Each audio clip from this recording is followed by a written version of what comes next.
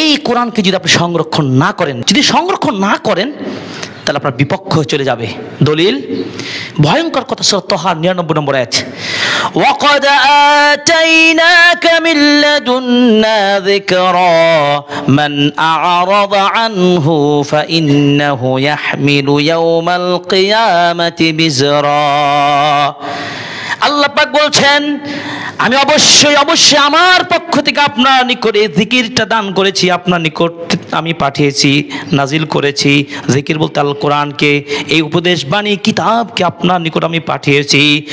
মান আ'রাদা আনহু, যারা এই কোরআন থেকে পৃষ্ঠ প্রদর্শন করবে, যারা মুখ ফিরিয়ে নেবে, এই কোরআনকে সংরক্ষণের দায়িত্ব নেবে না, এই কোরআনের হক আদায় করবে না, ফাইন্নাহু ইয়াহমিলু ইয়াওমাল কিয়ামাতি বিজরা, কিয়ামতের দিন সেই লোকটা গুনাহ বহন করে চলবে, গুনার বোঝা বহন করবে, মানে পাপ, নিশ্চিত পাপ।